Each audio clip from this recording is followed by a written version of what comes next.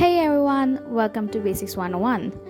Today I'm going to show you how you should render highlights and shadows on head.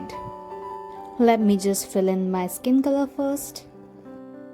We'll first do the front side and then the back one. There are two ways I render highlights and shadows. First step is the same, having your light source.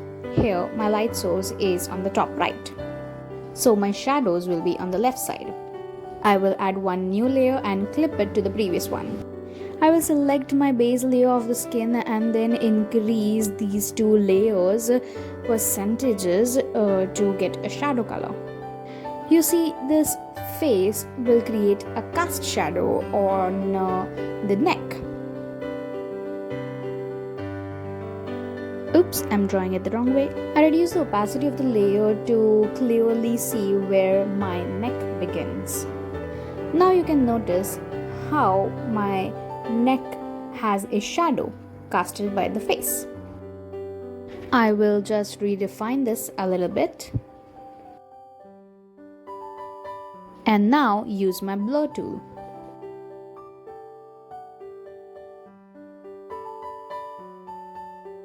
Can you guys notice the difference between the two? Now it looks kind of 3D and realistic, doesn't it? Now I will add shadows on the left side of my face. I will do this on the another layer. You can keep this darker than that on the neck. Now blur it. I have told you you can also play with the opacities of the blur tool, so you can also do that.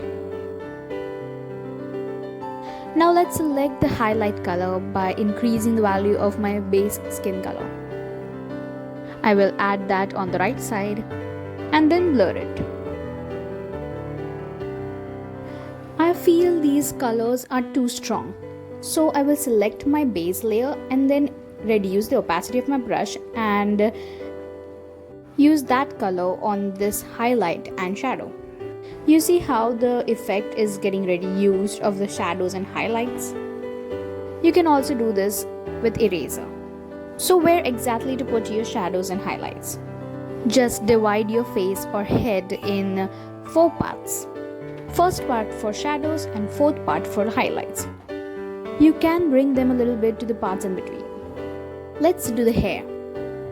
So I have my base color. I will add one layer, clip it and then use my hair brush to render shadows and highlights.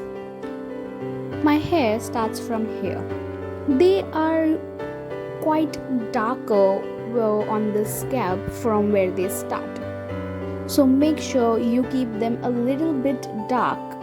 And then your shadow colors at the start on the scalp. Remember to keep your shadow colors darker than your base color and the highlight colors lighter than your base color. But Ekta, I cannot see the base color anymore. Don't worry, my fellow artist, we'll get back to that.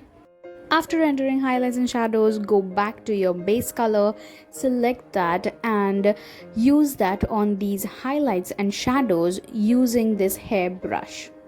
Your hair doesn't have a definite shape, so make sure you keep them a little bit messier at the edges too.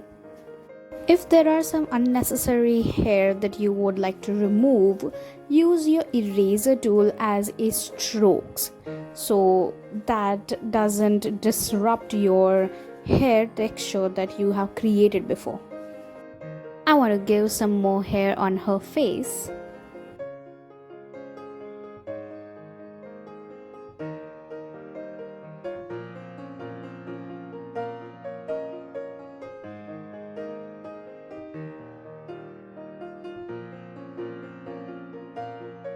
Let's move on to the back side of the hair. Let me just add in my base skin color and hair color. Now we'll use the other method of rendering shadows and highlights.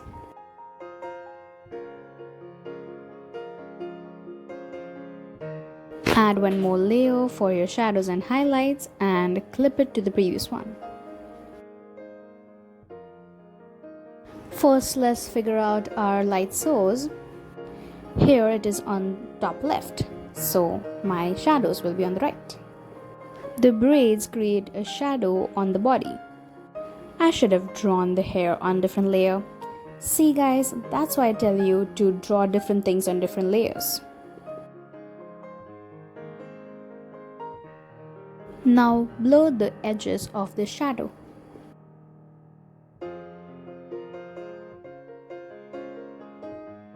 Now let's add shadows on the right side of the body.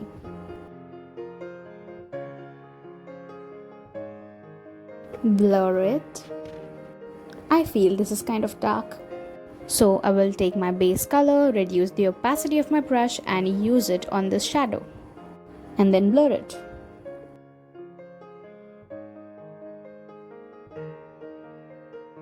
Let's add highlights on the left.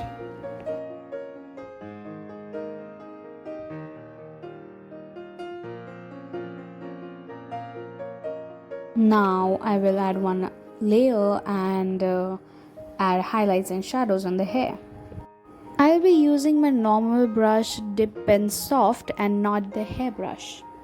Just add your shadows on the right part and highlights on the left. Take strokes with your brush. You can reduce the size too and take strokes. This will give a hair effect. Do the same with your blow tool. Reduce its size and take strokes. Just do it on the edges of your highlights and shadows.